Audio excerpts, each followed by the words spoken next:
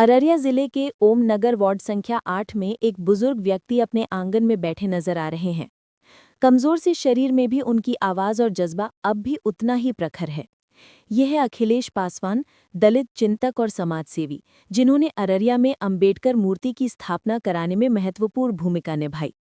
अखिलेश पासवान मूल रूप से मधेपुरा जिले के रहने वाले हैं।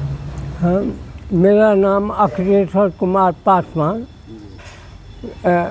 पिता स्वर्गीय दौलती पासवान, ग्राम पोस्ट रजनी, थाना मुडीगंज, जिला मधेपुरा का निवासी हूँ। उनका जन्म 1952 को हुआ था। शुरुआती पढ़ाई वहीं से की, लेकिन सामाजिक अन्याय और भेदभाव ने उनकी पढ़ाई की राह को बदल दिया। 1971 में एक घटना ने उनके मन पर गहरी चोट की। उन्हें केवल दलित होने की वजह से चौकी से उतार दिया गया और अपमानित किया गया।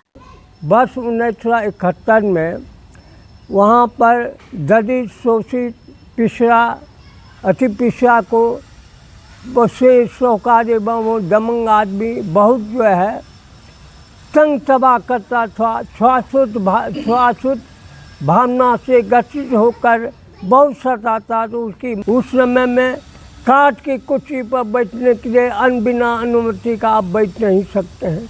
यदि बैठता था, खुद मेरे साथ वैसा हुआ है।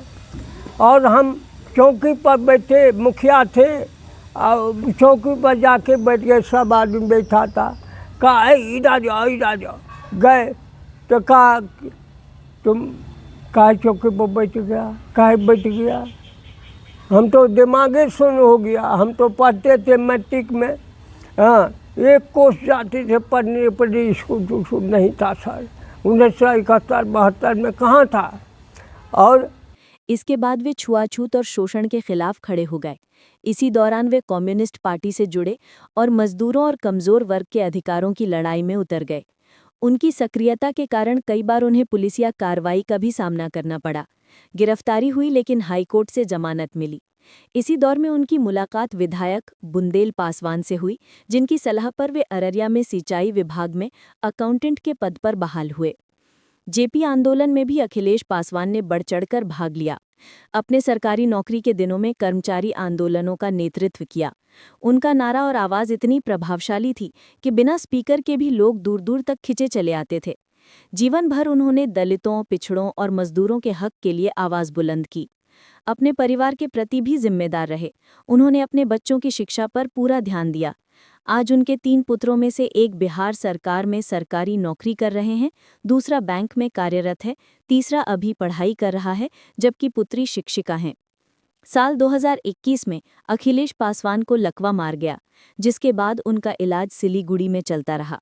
अब उम्र दराज होकर जब वे घर के आंगन में बैठते हैं, तो बीते संघर्षों की बातें करते समय उनकी आवाज में आज भी वही जुनून झलकता है। अखिलेश पासवान की कहानी सिर्फ व्यक्तिगत संघर्ष की नहीं है, बल्कि ये उस दौर की दास्तान भी है जब सामाजिक अन्याय के खिलाफ उठी आवाज़ों ने बदलाव की नींव रखी।